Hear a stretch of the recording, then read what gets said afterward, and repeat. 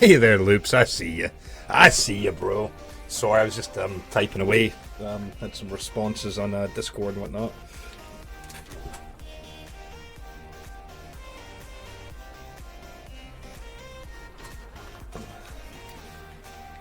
How have you been keeping, good sir? You doing all right?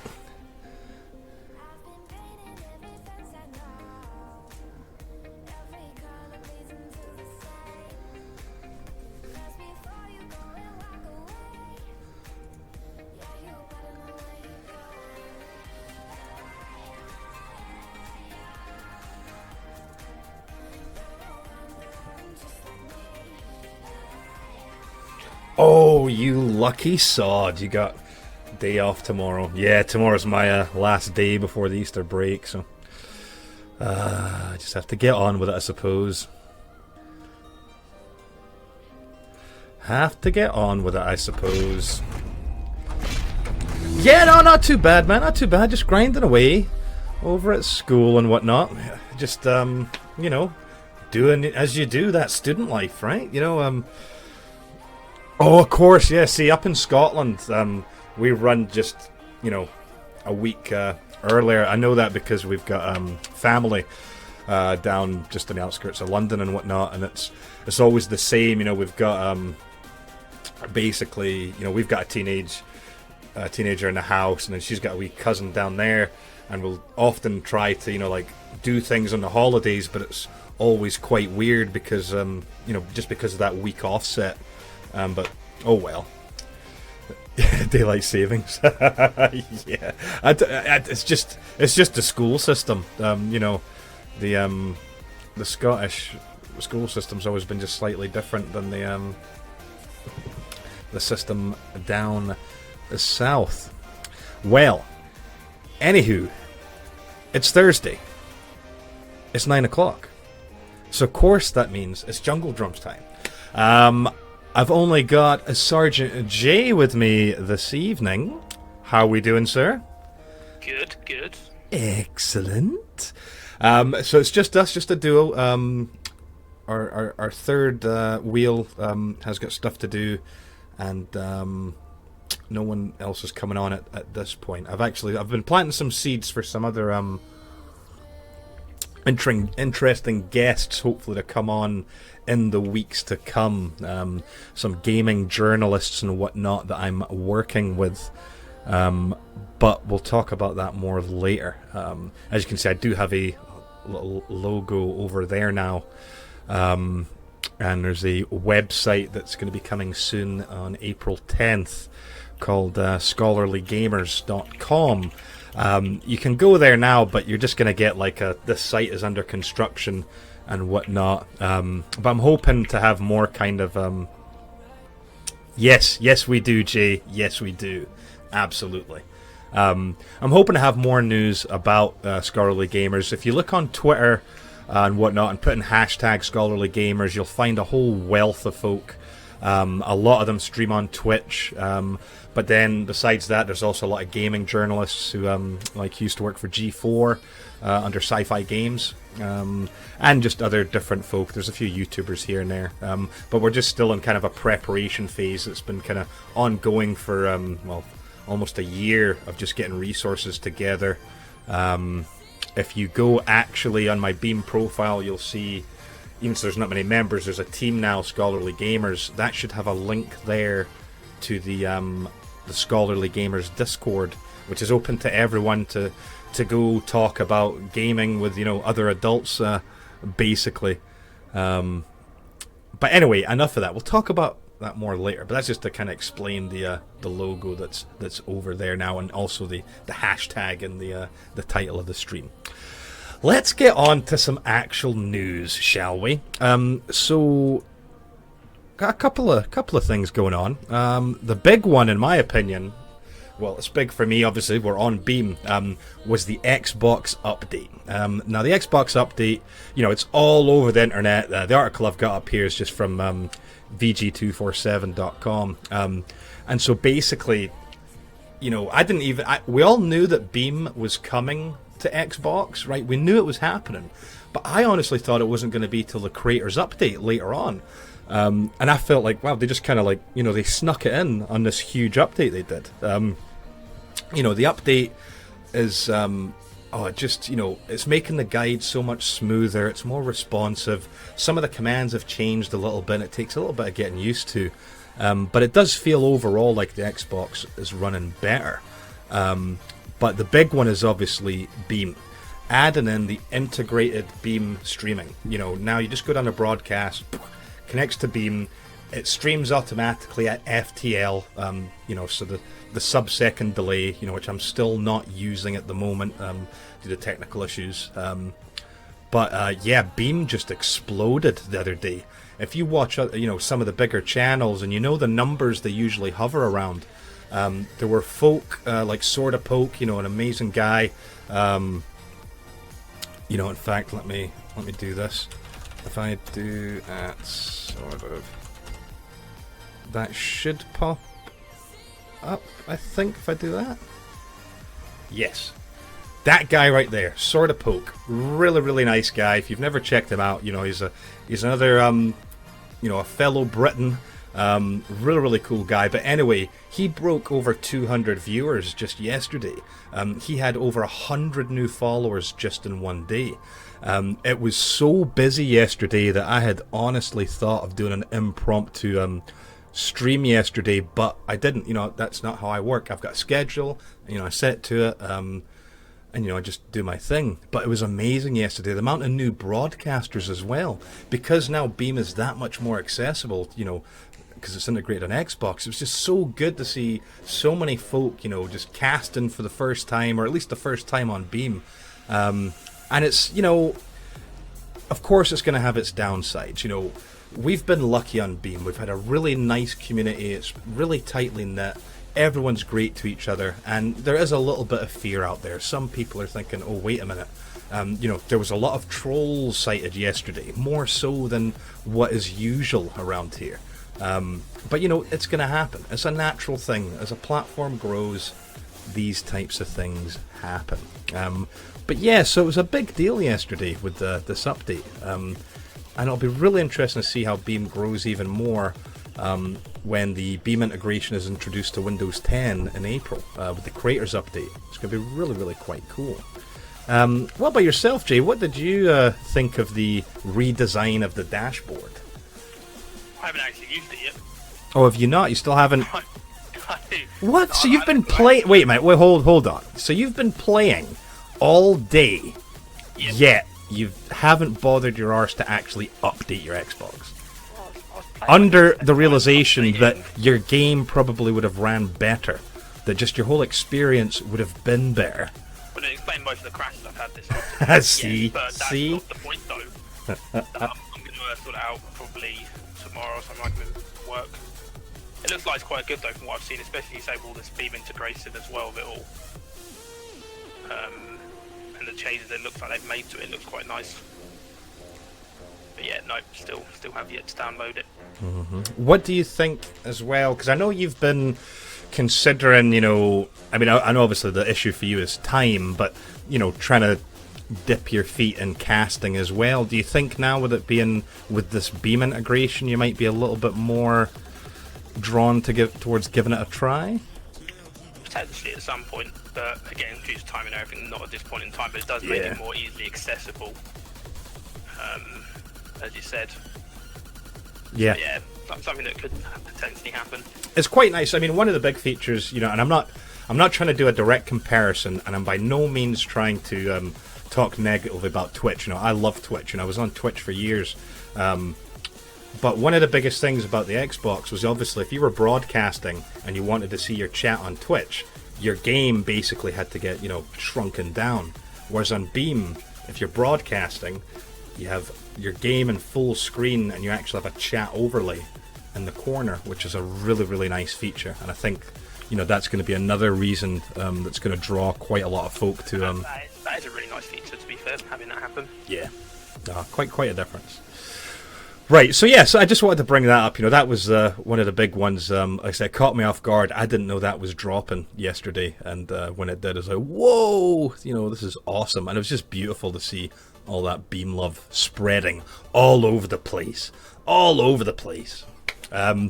Right, now our next item is obviously the item that, yes, you know, I'm looking forward to, but I know you are extremely excited about. Let's be honest. I think that's fair to say, G. You're extremely excited. I am. And that, of course, is this evening there was the Destiny 2 reveal trailer. Didn't show any gameplay, but, you know, we had a nice little kind of intro and a CGI thing. Okay, so we knew that was coming. We knew there was going to be this Destiny 2 release. But what we didn't know was, you know, some of these things. Like right here on the website, they've got the Collector's Edition available. You can't actually physically purchase it through the store yet. You can, however, go to GameStop and pre-order. Just be forewarned, this big badass Collector's Edition is what, $250 and about €250. So quite expensive. The limited edition is about 110, and then obviously, they've got like your normal versions, so on and so forth. But the big news, and the one thing that a lot of people were speculating on and waiting to see, is that sure enough, Destiny 2 is coming to PC. Here you can see right here, it's PS4, Xbox One, and PC.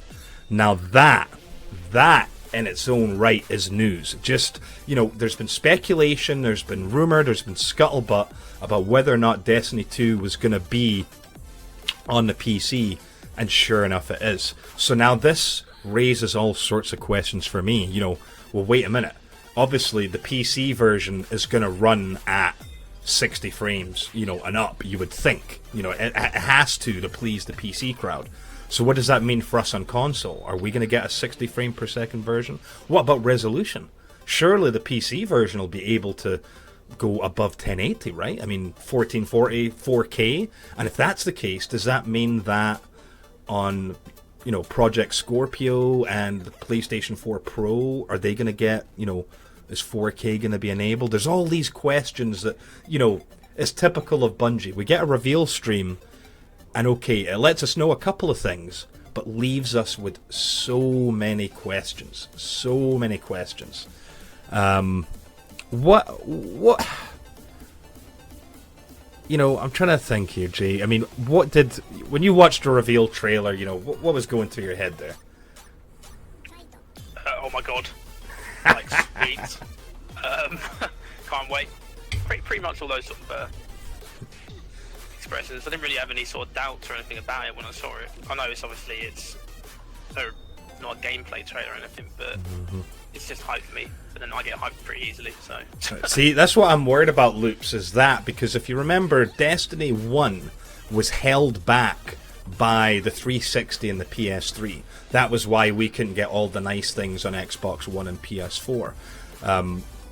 But then, when they kind of left those systems behind from Rise of Iron onwards, we started to get a little bit more graphical flair. They couldn't, completely redo the engine. But, we got a little bit of graphical upgrades. So I'm wondering if, if Destiny 2, if right off the bat, if we're going to get, a better resolution and a better frames. Be interesting to see. But yeah, it looks, basically what they've said is today was just a reveal trailer with, and it looked cool. I mean, it was obviously a cutscene, just kind of giving a wee little intro. They're saying that there'll be a gameplay reveal in May 18th, I believe. And the beta is going to be somewhere in the summer. And their current release date, their planned release date, is September 8th. And, I mean, we enjoyed the hell out of Destiny. We're a bit biased, if we're honest, right? I mean, we really, really loved it. Yes, we got somewhat disillusioned as well whenever there was content droughts. But for the most part, we did really, really enjoy it. And I think with Destiny 2, with it being kind of like a new, fresh start, I can understand why they're going that road. If it's now on another platform on PC, it makes sense that we're all kind of starting that journey together instead of the PC guys just coming into the journey like halfway through. We've all done it, we've all paid our dues, and oh look, now the PC guys, they don't know what Destiny's about. What do you think, Jay, if it's on PC, do you think that's gonna actually improve it for us on console, like as far as maybe additional communication features or something? I don't know really. I mean, obviously you'll have things like potentially chat options anyway, but as most PC gamers do, which will make life a lot easier. But it's whether or not they want to integrate something like that with the platforms. Because obviously it's going to be one of those things where, I suppose, on a PC, you're not really going to be moving and typing, are you, really? I mean, if you can do that, you're doing pretty damn well. So I wouldn't see why they wouldn't be able to introduce something on the console, which could be just press this to start typing or whatnot. and do that. But I mean, it's where how they're gonna integrate that, how they want to play it out. Again, things like social spaces they're gonna have on PC, and if they did integrate this text chat into a console, so they're gonna have things like a tower social where you talk to everybody in the tower. Are they gonna have it set up like they do with your voice comms, where you set it to be tower only or whatever it is, I believe, or party only or fire team only? Mm-hmm. How they're going to play that out, and if they even want to in the first place. Yeah. No, Loops brings up a really good point there. You're absolutely right. The first one was extremely hyped up. I mean, they put so much money into their advertising campaign. You know, they were just throwing money at this thing, this huge beast of a game that, you know, I mean, like I said, it wasn't even on my radar, to be honest, before it came out.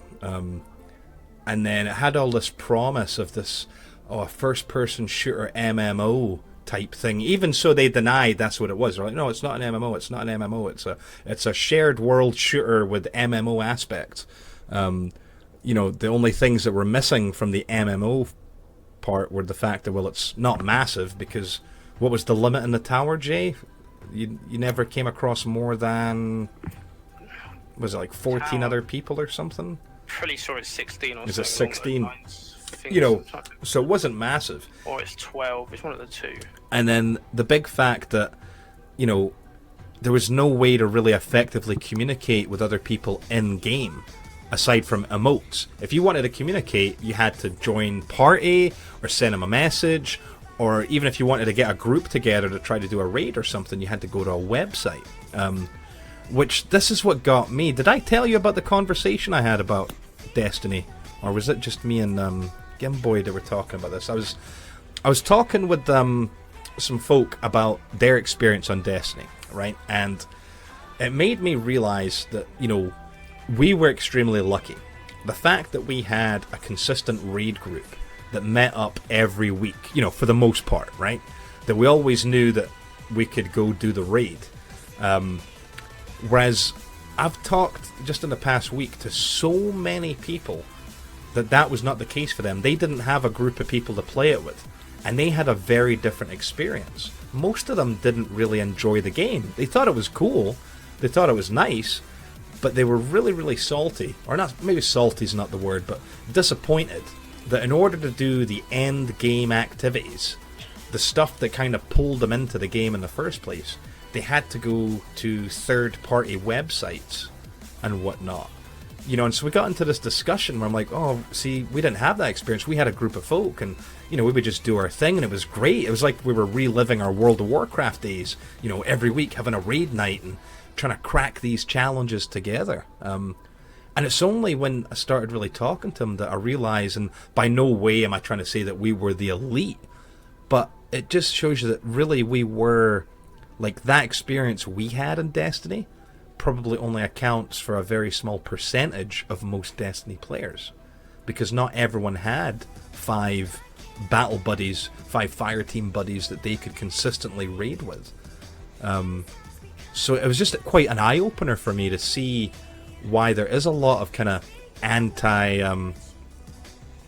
you know, Destiny. And then, yeah, Loops, that's an awesome point there. It was absolutely essential to buy the DLC. You had to, if you wanted to do new raids or get like new gear and whatnot, it was, you know, an absolute requirement. You had to, you know, buy all the extra stuff. And then when you start adding all that together, I mean, holy shit, how much did Destiny actually cost us in the long run? Quite a bit. Quite a bit. Yeah. Especially when you got folk who buy the collector's editions. Yeah, like the money you are. You know, and I honestly believe it's going to be the same with Destiny 2. When you look on the pre-order page, like if I pull this up, and we can see right here, right, if I circle this, that once again, there's an expansion pass, and you get access to both Expansion 1 and Expansion 2, offering brand new story missions, cooperative activities, blah blah blah blah blah blah blah. That is exactly the situation we were in last time with Destiny 1, where we, right off the bat, like, oh cool, a season pass, you get it at a discount, and then what happens, like, you think, I mean, Jay, is it wrong to think that if you buy, because I know this ends up being like a case of semantics, and we'll clarify later, but just in general terms, when you buy a season pass, you tend to think, okay, cool, I'm buying all the extra stuff for this game, right? Yeah. That's the usual assumption. Whereas I think a lot of people got irritated with Destiny where they did that, and they're like, cool. And then when they announced the Taken King, and now even so, Taken King was a huge release. You know, it was, you know, the way that you always described it, Jay, was similar to World of Warcraft, right? I mean, with how the DLCs were just like little mini things, whereas Taken King was like a major expansion for the game. Yes. You know, yeah, no, you're right, Loops. Yeah, I've seen folk as well doing it on Reddit, doing it wherever they can, people posting on Twitter. I've seen folk that have started streaming just so they could find a group. You know, and they would put that in their title. Look, you know, LFG, you know, looking for raid, this, that, and this. You know, there's a lot of things missing from Destiny 1. And I don't think... I've got this gut feeling with Destiny 2, they're not going to change their model for the DLC. I think it's going to be along the same lines where these first two expansions that are included with the... well, in fact, when you look at the name of it, they're calling it an expansion pass instead of a season pass. So that's an interesting change on their part. But, you know, I think those two expansions will run, and then quite likely we'll be in a similar situation where there'll be another big pack for Destiny 2. Because, I mean, if it's on PC, and we're talking about now Xbox One, PS4 Pro. PS4 Pro is going to have quite a life cycle. On Xbox One, we've got Scorpio coming out. So Destiny 2 has the potential to actually be around for much longer than Destiny 1 has been around. Do you think that's fair to say? Or do you think they'll almost be the exact same kind of timeline? It's hard to say, really. It depends how well it goes for them. I mean, in terms of the expansions, I'm kind of hoping that they will be more towards a Rise of Iron size. I know Rise of Iron was small, but I still felt it was a bit more, I would say a bit more meaty than that of Dark Below. Maybe not as much as House of Wolves, because that did bring out quite a bit of content. But I am kind of hoping that they do learn from what Dark Below was like, because it was seen as one of the not good points of Destiny. Rise of Iron was seen as a better point. Obviously, again, though, I still see Rise of Iron more of a, we need to have this sort of content filler because we pushed back Destiny 2. Yeah. Because that's a good point. I mean, Destiny 2 was supposed to be out last September, was it not, originally? Yes, yeah, it was it's got a year, it had a year back on it, didn't it? They delayed it by that year, which is the reason why we had the big April update and everything, Rise of Iron and all that lot. Yeah, Loops brings up a really good point there. You know, saying he thinks, look, the first one had almost false promises.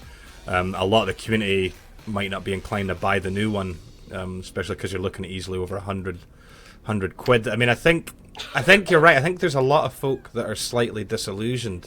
I was having a conversation just today with some folk, as soon as I linked all the info about Destiny 2, you know, they're just like, just, you know, yeah, I know it's going to be new and it's going to be shiny, but you know what, I think it's just it just looks like the same old story from them, and, you know, I mean, I've got a bit of hope. I mean, I do think it's going to be a good game. I do think it's going to be enjoyable.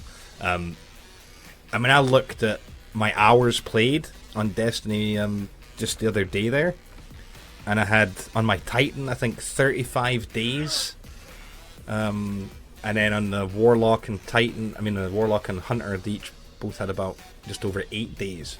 You know, so I got plenty of playtime out of that for a console game. You know, it's still not World of Warcraft territory for hours played, but you know, so I think in the long run for us, I think we got our money's worth because we were raiding consistently. Yeah, well, this is where the PC might change things, because obviously we're talking here about communication and everything, and the reason why I kind of support the reason why they had what they had implemented for the raids, but At the same time, they probably should have had matchmaking in, but I can understand their reasons for not having it there. But again, if they're going to end up bringing in an almost sort of text-to-chat system or whatnot, then it would be a lot easier to talk to people in the middle of raids. People are less inclined to have to talk as such. But again, though, for the sort of communication that requires, I still think voice comms is a very important part. It's like you wouldn't really go into WoW raiding without having voice comms. You might have people that wouldn't talk during WoW raids, but then they wouldn't be given proper responsibility, whereas in Destiny raids, most players have responsibility. Yeah. Especially the way they've sort of made it work now, like back in, obviously, before Atheon changes with the Relic, and before sort of Crota as well, you basically just gave somebody a set role. Like, for example, in Atheon, before the changes, you'd have the people run back to the furthest to make sure they were the ones that were teleported. Obviously, Crota, you'd always have your independent sword runner. Taken King again, you had your orb runner, you had your 2 tanks for Golgoroth. You got everything set out, so those were only the people that needed to talk. Whereas, as we realised with Wrath of the Machine, they changed that whole entire look at it all very differently, making each have more responsibility. Loops brings up another really good point here as well. With when you think about Destiny, and it was quite innovative, right? It was this new concept of this hybrid FPS MMO thing and whatever. It wasn't quite one thing and wasn't quite the other. Tried to be a mix of things, and Loops brings up here, saying that look, this is another game that is once again, it's like pushing this kind of future aspect of gaming. Whereas, honestly, if you look around at the moment, aside from the huge retro movement, people playing, classic games like old Nintendo stuff and whatnot. Even just a lot of the games, are quite simplistic. They're going back to their roots. I mean, look at Battlefield. Going back to BF1. Look at COD. That's going to be going back to World War II. It's quite interesting when you look at like the kind of gaming market at the moment and what is the popular choice. Which, I'm not trying to slag Bungie off for not conforming to the popular choice, but again, it just goes with my kind of theory that Bungie's a little bit out of touch with some things. I don't necessarily agree with that statement, though, because you've got to look at it with COD and Battlefield. They started off as their World War counterparts. They started off as those old school games. As you said, they're starting to go back to their roots. Yes. Yeah. But Bungie, and obviously when 343 were doing the Halo, they were never at that point. It was always very sort of futuristic stuff, Halos, and obviously Destiny. And the other thing you've got to look at as well is that, all these games are reverting back to their sort of like World War II eras, because a lot of people like that. Yes, that's fair enough. But for me, though, that'd be where Destiny fills that gap, though, because everybody's going back to that. You can have Destiny still, in my opinion, thriving due to the fact that it is a space shooter. It is this sort of futuristic thing. And again, unlike the Battlefield series, well, not Battlefield series as such, but unlike the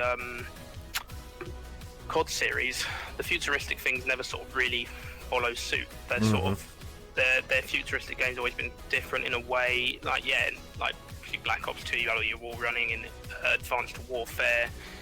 You had all that sort of as well, and a bit more jetpacking. They sort of toned that down in Infinite. But again though, because of what Destiny is, I feel like it will still thrive, and I still feel like there'll be a lot of core community players that will still want to be playing it.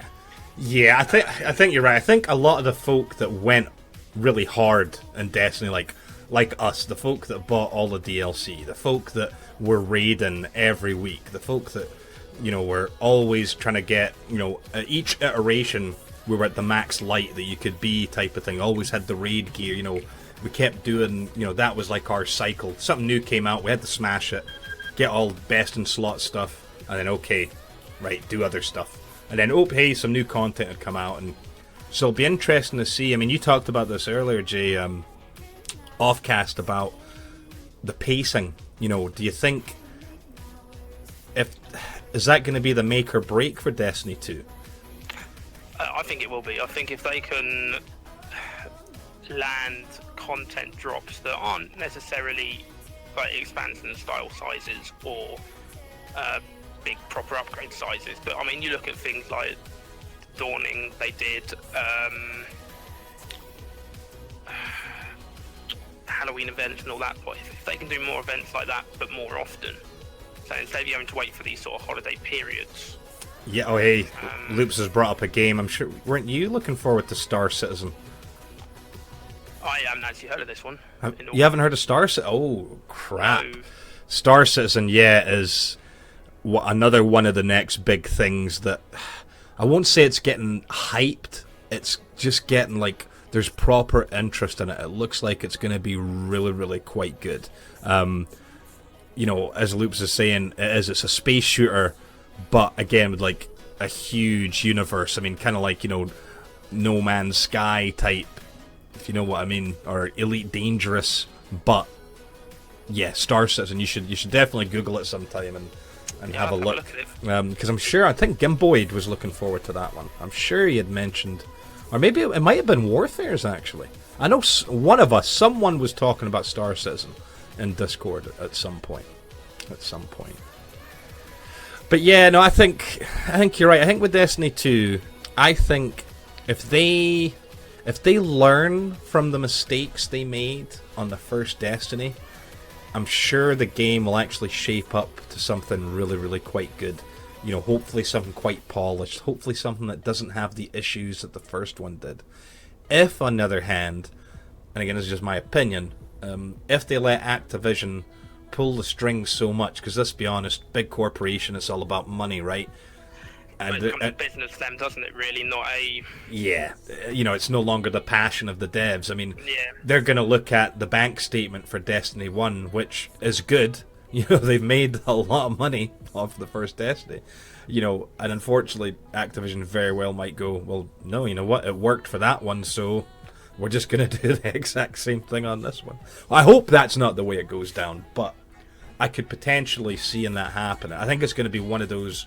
I don't think there's going to be a, you know, somewhere in between. I think it's either going to be they've learned from their mistakes and they're going to be trying to give out nice, consistent content and, you know, do things, or it's going to be this, you know, crap that Activision ends up.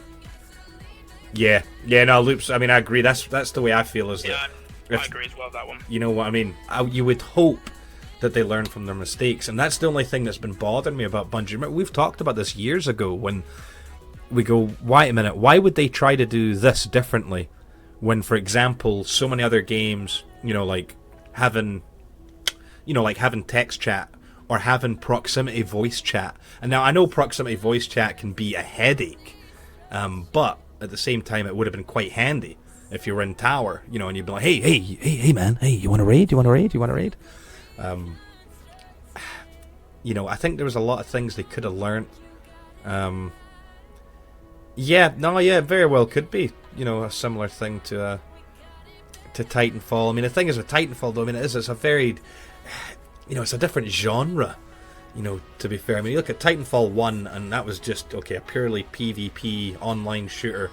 And then, okay, Titanfall 2 had a story mode, and then had the PvP aspect, whereas, you know, with Destiny, it's this strange, you know, this mishmash. Yeah, you can queue up for your PvP stuff, but it's also this persistent world, and you've got effectively your quests and, you know, going around it. I mean, for me, it felt like World of Warcraft in many ways. Going on and doing my dailies, which were like doing my patrol missions and running around. I like that. I like that freedom in Destiny, and I think that's what kind of kept me coming back. Even if there was no new content to go through, I could still come back every so often and just be like, oh, you know what, I fancy a little bit of PvP, or you know what, I fancy just getting on my Sparrow and going around flipping Mars, or even like exploration. The amount of folk just going around in that game to try to find secrets, you know, exploring. When did you fancy PvP? That's a lie right there.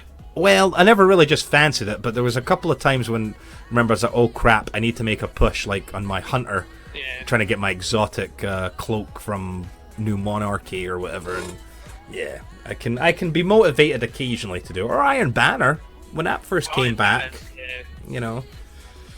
I think... Or like Trials this weekend. I think Destiny's been I would say, a very big learning curve for Bungie, because it is something completely different, and it's the same if you look at things like Division as well. They're very unique in the way they play. They're very unique in what they have as their core mechanics. They're very unique in how they deal with loot systems. And I think that's a good example, Jay, because the Division, at least they are actually listening to their community. They do dev streams every week, and they have taken on board all of the points from the community. And that game, look at the Division today compared to the Division at launch. I mean, it's a completely different game, a much better, improved game. Yeah, it still needs some issues worked with, obviously. PC's still a disgrace with the hacks and all that kind of stuff. But there's the other thing as well. This comes into Destiny. Is that going to cause problems? How are they going to combat that? Because PCs have been, for games for years upon years, have been notorious for being able to hack your way into it, break the game, cause yourself to do something you shouldn't be able to do, all these sort of things. And this could be a very big problem. And depending how they deal with it, depends how it goes. Yeah, no doubt. Yeah, it'll be interesting to see. I want to play. I do hope that I'm going to enjoy it, but I'm reserving a bit of judgment till I have some more information. I want to see this gameplay trailer. I want to see what it looks like in game, and then obviously I definitely want to play the beta. Obviously, and then I think the beta is what's going to seal the deal for me. If it feels reasonably good, I can see myself pre-ordering it, honestly. But I think, I could you could pre-order it right now from GameStop if you wish. You could pull that trigger right now. Here in the UK, you have to go to GameStop.ie. Keep in mind, though, the normal versions are normal price, but if you want like the limited edition, it's like €110. Excuse me, and the collector's is 250, which is a bit steep. But when you look at all the stuff you're getting, oh well, fair enough. But yeah, it's going to be an interesting year. It'll be interesting to see if they've learnt from their mistakes, and hopefully they have. I think a good point as well to say, as you're talking about Division and how much that's improved and everything. Division again did have the same sort of problems as Destiny. You look at the two expansions for Division, great as they were. Don't get me wrong, Last Stand's great and Survivor's great, but again, they just seem like small sort of expansions. Yeah. So hopefully Destiny will learn from all this and will try not to make them too small. And as you said again, hopefully they will improve the game. I did like though how they almost do have a lore point reason for why we've lost everything, why we're kind of getting reset, and why things are going to change. Which is, I'm glad they've done it that way, and it's not just been we've just sort of fluffed it. It's happened. Tough shit. It's nice they've got the law reason behind it, of the Cabal attacking and causing all these problems, which I like and I'm happy about. But again, this is the point as well. Obviously, they said this would be this whole entire 10-year journey and everything. I'm kind of hoping that because it's coming out on PC now, and that's all the free sort of main platforms it's going to be on, there should hopefully not be any need for them to sort of have this reset again when it comes to transitioning from what could potentially be Destiny 2 to Destiny 3. Yeah. They haven't got to worry about having to create, because I'm assuming they've created a whole brand new system just to be able to get it onto PC and. I would hope so. I would hope it's a new engine, or at least highly modified engine of what they had. So this is hopefully the thing. Hopefully their 10-year plan will maybe, as bad as it sounds, come more into effect now. But obviously, as Luke said earlier, the fact that they had those false promises to begin with could hurt their community quite a bit. Yeah, no, I think they player did. Base and the future buyers of Destiny 2. Yeah, definitely. Well, we got our Destiny rant over with.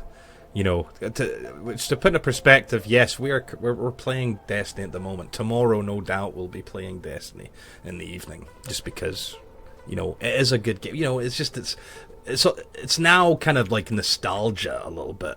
Like, oh hey, going back here, going back there. But anyway, moving on. Now, if you've listened to us before, or if you've seen the games that I play, rant is over. You know that we're quite keen on Tom Clancy games around here. The Division, Siege, Wildlands. And so I saw this headline, and it was actually from digitaltrends.com, and it's about Tom Clancy's Shadow Break, which is a tactical first-person shooter for mobile. So let me just play this trailer real quick. Have a little look at it.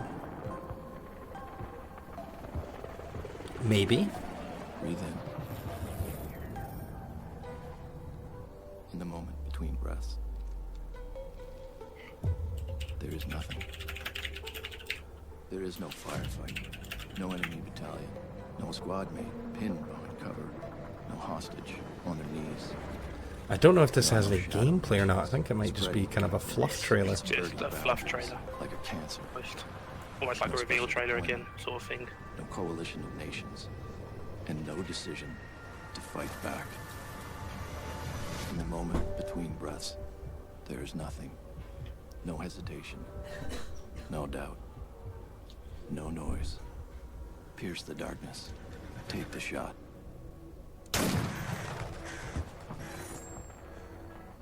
Breathe out.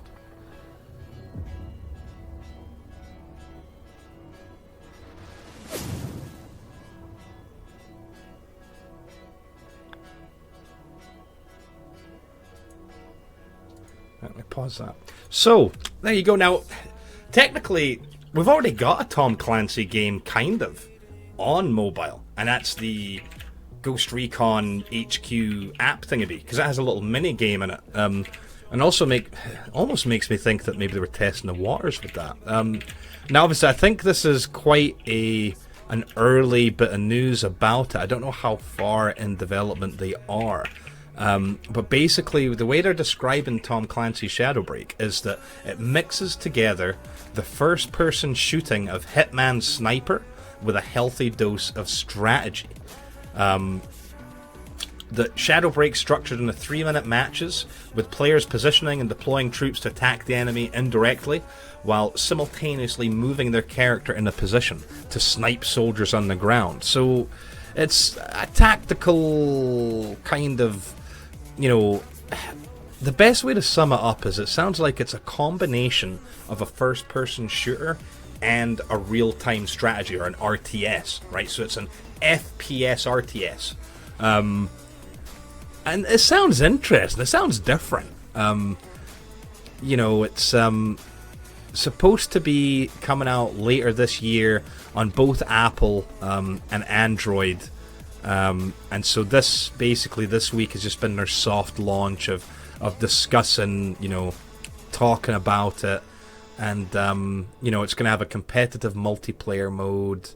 It looks like it might be cool. I mean, let's be honest, when it comes to mobile games, there are thousands out there. There's so many sniper first-person shooter type things and zombie things, and the mobile market is just extremely saturated with a lot of kind of small games. But if you think about it, is there really that many AAA titles on the mobile platform? Is there? I mean, I know there's games that have become big, things like Clash of Clans and, things like that. But were they necessarily a AAA title to begin with? I wouldn't say they were, really. So I mean, this is kind of an interesting direction that here we go, Ubisoft, basically trying to break into the mobile market with the Tom Clancy name. Yeah, no, you're right, Loops. I mean, that is one of the biggest issues where they're just on rails. I mean, the only time when they're not is when they're the VR ones. I've got one of those cheap little, basically a plastic version of Google Cardboard, for my mobile phone. And so, yeah, the minute that you kind of can use your head to move around, and, you can get controllers for them, obviously, and that helps. But then that kind of... I think it kind of defeats the purpose of a mobile game. When you've got a mobile game that to play it, effectively, or to play it, a better experience requires, extra peripherals that are, accessories that are expensive, or, like even the controller, having to get a separate controller just to purchase, just to play the game properly is a bit of, a pain. Unless we're talking about Game Vice, because the Game Vice which is out for Apple devices. That's ridiculously sleek. You know, it's a beautiful little thing that basically slots into your iPhone and turns it into a controller, effectively. That's a really, really nice piece of kit. But no, I just thought it was an interesting little bit of news that, oh, hey, look, Tom Clancy is coming out with a game on mobile, Shadowbreak. So there you go. What do you think? Is it? Will you maybe give that a shot? Will you be trying that out? See what it's all about, Jay? To be fair, I'll download and have a look at it. Because I'm guessing it'll be free, and it'll probably have microtransactions in.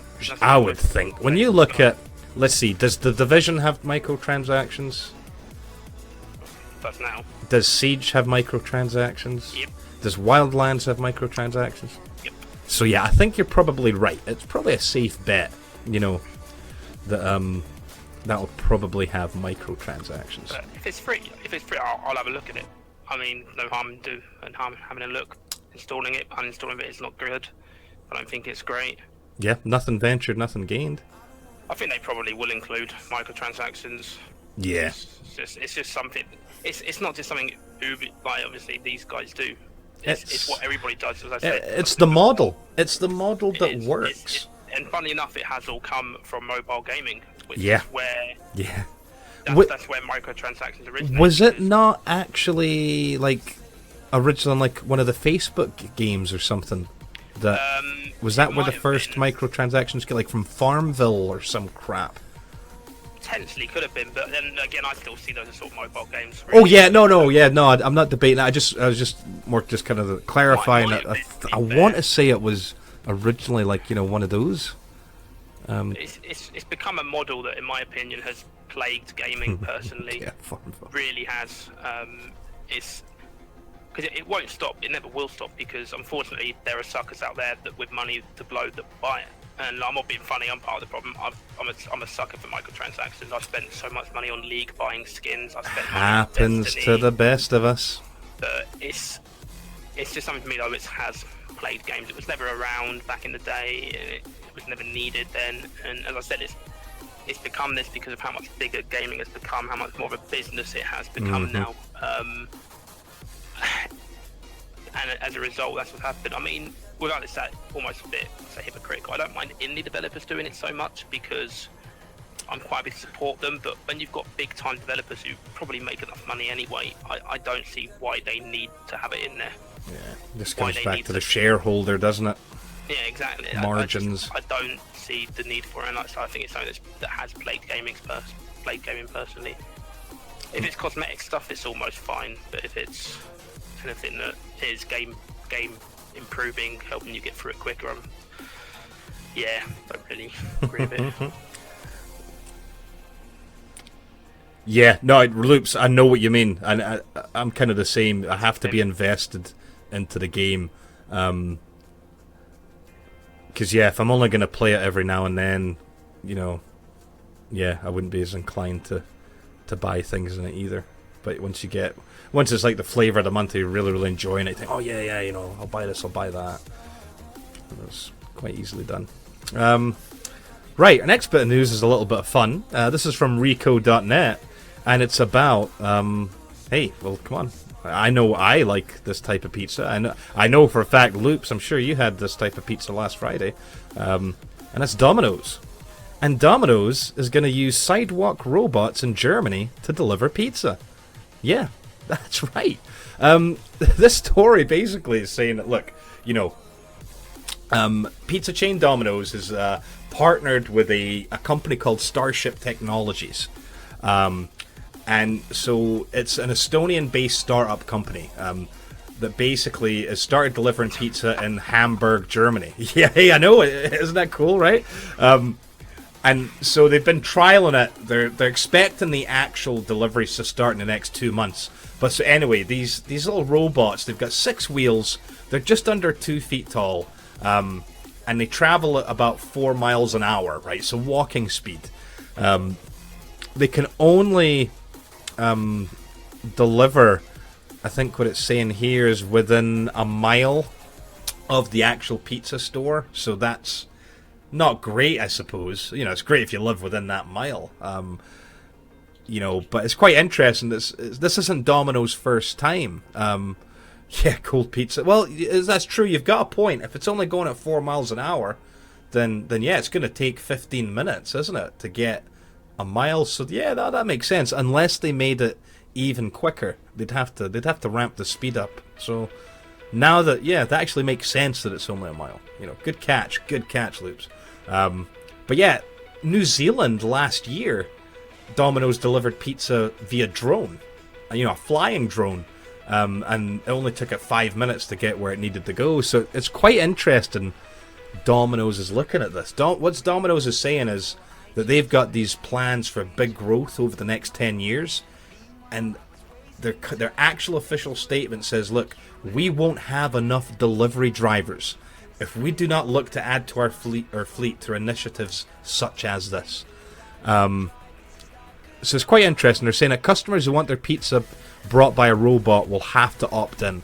Otherwise, you know, regular delivery methods will be used. Yeah. What? Now you're talking crazy. Put someone in a car or a bike? What? Think what that fuel cost. I mean, you know, we're trying to save the world, man. Have they with this details? I would go with security issues. You know, I was just thinking that. How does it work? Let's have another. I'll pull up the picture real quick. I saw a video recently. Never thought to mention it. It was basically something like this, where I think they jokingly tried to steal it or something, and I can't remember how it went. But because I'm assuming that maybe it'll have like a PIN code or something, or like, you know, some type of confirmation, you know, to stop it from getting jacked on the way there. That, you know, so that way, you know, it's tamper proof. But I mean, then again, looking at it, I mean, let's have another look at this. Do you think could a sledgehammer take care of getting in that? I think so. I think. Oh yeah, I mean, you know, unless it's got like a little mini taser that pops out when it feels threatened. Armed. Domino's armed drones. In fact, you know, why don't we just get the drones that the military uses with tactical bombs? So shoot the pizza into someone's house via missile. Yeah, no, I just thought it was a fun bit of news. And, I mean, let's be honest, for any of us gamer, geek, you know, whatever you want to call us out there, the idea of a drone, you know, delivering your pizza is pretty cool. You know, if you think like how many folk order their pizza through the Xbox One just to kind of like take away that level of human interaction, you know, oh, I can't be arsed dealing with these people on the phone, you know, but no, I don't have to deal with anyone, I just have to deal with the guy at the door. But even then, look, I've already paid, so it's just a case of, look, give me my shit and, you know, piss off. But now with this, online anyway, so you know, that problem. Aye, but so now, you know, but there was still that human interaction there. You know, you still had to deal with someone that had your food. But now, possibly, never again. You will never have to speak to another human. You know, a giant like microphone or megaphone or something will come out and just yell at your door. Yeah, yeah. It might just. Who knows? Maybe it'll. Well, see, maybe it's got the technology loops where it phones you or something once it arrives at the destination. Maybe. You know what? Who knows? Or like Wally style, a little hammer pops out and just knocks on your door. Yeah, and they put the setting too high so it actually breaks the door down. Then comes in and breaks your knees because it's still trying to. Oh, and then just like spits it out at you. See, just to finish it all off. You know, the Terminator films and Skynet. This is the beginning. It's going to be because of Domino's. The revolution began with the pizza delivery drones. Oh God. Oh my. Right, I think we've got time for one last bit, and this is from www.scienceworldreport.com, and this was just some of the latest news on Xbox Project Scorpio. You know, again, not to sound like, oh, that was good. That's nice. You know, there's always one, isn't there? Let's see. Nice one, my furry friend. I'll play that. Yeah, it would be a domino effect. Womp womp. Good one, man. But yeah, no, Project Scorpio. Now, I know, okay, we've got Xboxes, but, hey, Jay's got a PS4. He's not racist by any means. He'll play whatever the hell he can get his hands on. But I think it's fair to say that even people that aren't Xboxers are quite excited and want to know what the hell Scorpio's going to be about. Because some of the things that they're looking at is, that it's going to have the, native built-in 4K. The GPU's going to be extremely powerful. There's a lot of stuff going on about it. But what's still unclear is the price. A lot of folk have been saying, look, and in funny money and dollars, they're looking at about 400. That's what they were estimating. But allegedly, this article is saying that, well, wait a minute, if it's going to have this 4K capabilities, then, well, actually, there's a piece of kit in there that's, on its own is going to be like $200 and something. And so they're just kind of claiming that, there's a good possibility, that it might end up kind of hurting them, if they go too high. But if they go too cheap, they don't. If they go too cheap for not making a gain, it'll really, really hurt them. I know they've got, a hell of a lot of money, but it's just quite interesting. So we still don't have, an actual proper price estimate. They keep saying, oh, no, what did Phil Spencer say? It's a premium product, so it will have a premium price. And what the hell does that mean, right? I mean, that's open to interpretation. There's some folk out there that would say there's no way I'm going to spend over 400 quid on a console. And I can't blame you. That is a bit pricey. But, is it going to be a lot more than that? Or what's going on? I mean, I've got a theory about the Scorpio. And funnily enough, it involves Beam, right? And I'm looking at what Beam's doing, right, and how Beam's got this integration into the Xbox and whatnot. And there's some things happening in the encoding world, right? Most of us, like right now, I'm using X264 encoding, right? And that allows me to take a high definition image, encode it, send it over the internet, blah, blah, blah, blah, blah, blah, blah. Which obviously, uses up bandwidth, right? Now, for 4K, at the moment, using that technology, like, we don't have the bandwidth, I don't have the bandwidth to upload at 4K. And I actually have quite a lot of uploads, bandwidth. But it takes a shit ton, for 4K. But there's new technology that's coming out. No, it is magic. It's space magic. Called 265. There's this new codec that's supposed to be a hell of a lot more efficient. So like you could be able to stream at 1080, instead of 720 like I'm doing right now, but using the same bit rate, and it would actually look even better. And what that new codec means, at least in my mind, is it's going to make 4K streaming possible in the future, quite possibly. So I've got this theory, and I even actually made a quote out of it, because I don't have any quotes in my data bank yet because I had to change bots just a couple of weeks ago. But anyway, so this is the quote that I made today. This is my prediction that Beam will have native 4K streaming on Scorpio. Mark my words. That's my... What's the word I'm looking for? Prediction. That's my prediction. I think there's going to be a race between Beam and Twitch who can bring 4K to the masses first.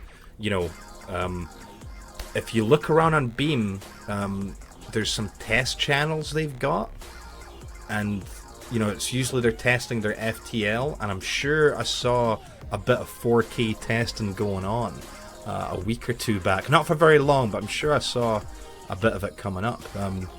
So I have this feeling that since Beam is incorporated into Xbox now, when Scorpio comes out, no doubt Beam will be integrated into that. But what good is that if, it's 4K, right? There's no way it's going to take this beautiful 4K picture and try to downsample it to 1080. It'll look like absolute crap. It'll be weird. So I have a feeling that Project Scorpio will actually stream at 4K with Beam, and I hope they're actually going to do it before any other service. I say any other service. Technically, you could do it on YouTube, I think. But again, most people don't have the internet speeds necessary to actually upload 4K and for it to look good. You can make a 4K video and then upload it, but to stream at 4K takes a hell of a ton of upload, for it to look good, to actually be proper 4K. What do you think about Scorpio, Jay? What is your kind of... Can you see yourself trying to, waiting in the queues to get it right away, or is it a wait it out kind of deal? I would say a wait it out kind of deal. I've got my Xbox One does what it needs to do. Yeah, it'd be nice to have it all in that sort of and have it all in that lovely looking way, but at the end of the day, I don't see the need to go out and spend more money on a console, especially with considering how much it could actually be. As you say, you don't know how much it's going to be, what the price is going to be, all that sort of stuff. And again, if they are looking at trying to, as you say, get Beam to do it first, is that going to cause, again, a hike in price because of that sort of stuff? It's going to cause them to want to go, oh, well, we've done all this. Again, I haven't got a 4K monitor either, so I don't see the need at the moment. That's the thing that you're talking about now, the actual prep for the Scorpio. You're right, you'd have to get a 4K TV. But keep in mind, you don't just have to get a 4K TV. To really take advantage of it, you need a 4K TV with HDR. Now, if you get on Amazon or wherever you go to shop and look at the price difference between a 4K TV and a 4K TV with HDR, it's astronomical, because we were looking at it like, oh, look, hey, 4K is not that expensive. But then I was looking at it, I'm like, wait, but they don't have HDR. And if you're going to get it even for like the Xbox One S, you want to get a TV with HDR, high dynamic range. And the minute you start looking at that, you're talking, now we're in the, it's no longer just a few £100. Now you're breaking into 1,000 and over. And that's just, we're not ready for that either. We're not, until everything is really kind of 4K, the minute that, okay, the internet speeds go up, or the encoding gets better, and all the Netflix and Amazon content's all at 4K, and, then, okay, maybe we'll start considering that. But that's at the point as well, you'll probably see the prices of those 4K monitors, TVs dropping as well. I certainly hope so. They need to become more accessible. But it's something that if I wanted to get the Scorpio, I'd have to end up, as you say, not only would you pay the price for the console, you're going to be looking at probably about, I would reckon, £500 for it, potentially. And then on top of that, you say £1,000 for a TV. I've spent £1,500 and I've got a nice Xbox One just sitting there that I can use, that I haven't got to worry about any of this sort of stuff with. No, I think you're right. I think we need to wait it out a bit and see the visual difference, see the features, see the benefits. Because if it's just, you're right, Loops, and you need better internet. The thing is, if they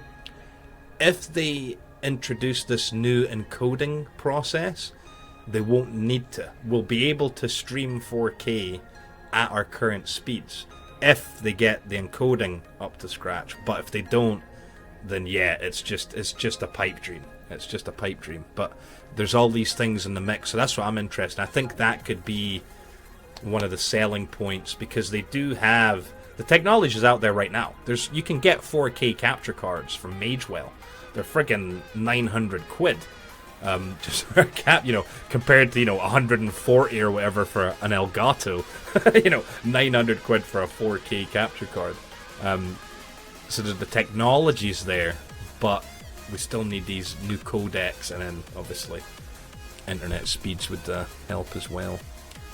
But no, I'm the same. I want to wait. I want to see how Scorpio does. I want to go like to the local game store and see it in action. Screw all the watching on the internet this. I want to actually physically look at it. I want to physically see it on a 4K screen, because even that, keep in mind, you look online and you're not getting a decent comparison. Unless you've got a 4K monitor at home, you can't really truly appreciate the difference between 4K and 1440 or 1080. It's only when you see it in person. If you go to your local Curry's or your local PC World and just sit in front of a 4K telly playing 4K content, it is pretty wild. But even then, the benefits of a 4K telly are only, honestly, for the really big sizes. When you look at a smaller, like a monitor, a 4K monitor, it'd be lovely to have, but the benefits aren't as striking as compared to, if you've got a 50-inch and above, that's when it really, really, really makes a difference.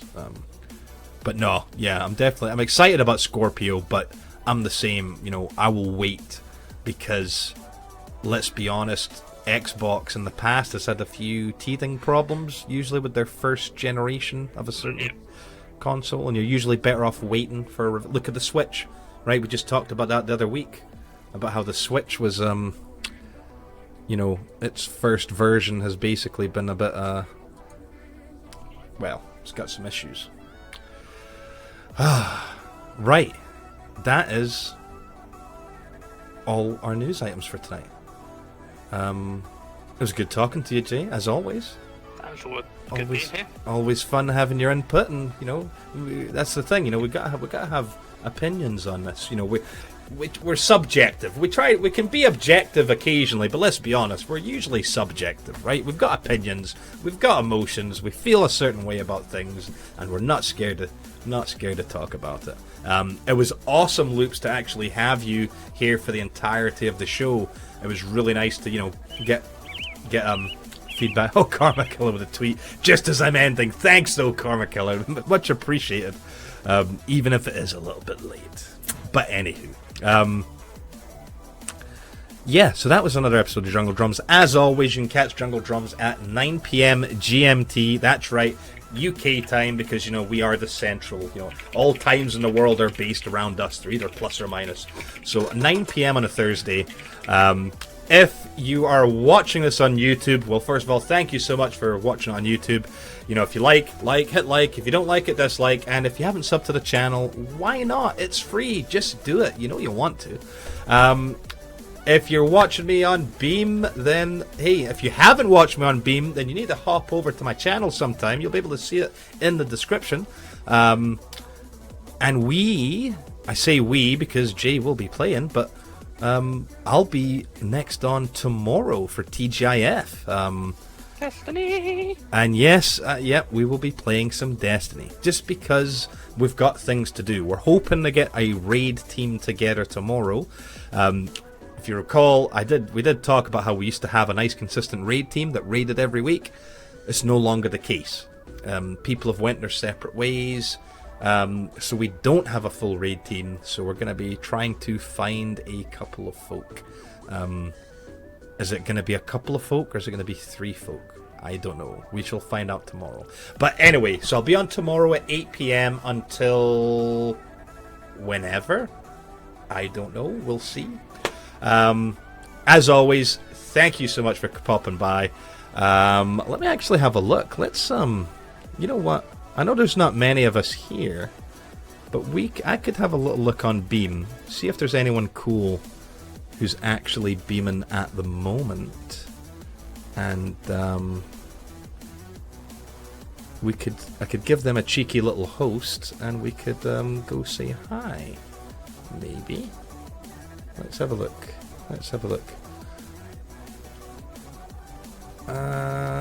Oh, damn it, Rooster's still on. Rooster is still on. So why don't... If you let me do a shout out, because obviously there's not many of us here, so there's no point in doing like a full blown raid or anything like that. So I'll just do a shout out, and I'll give him a host as soon as the channel, as soon as I quit broadcasting. But damn it, Rooster is an awesome guy. I hang out in his Discord quite a bit. We've talked about a few things and helped each other out with things. He's currently playing World of Warcraft. He doesn't usually plays American Truck Simulator and other cool games, but if you've never tuned in to Damn It Rooster, you need to. He's a really cool American, really nice guy, and just overall, he's just cool, man. He's currently on a partner push. He's really trying to get his partnership.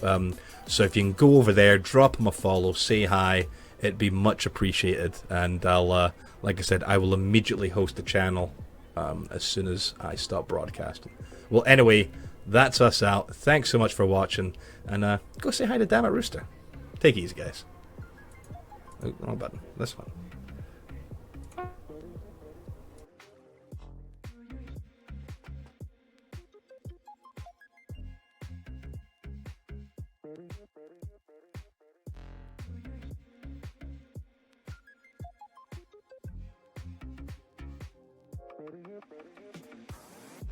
Do you hear what I hear? Do you hear what I hear?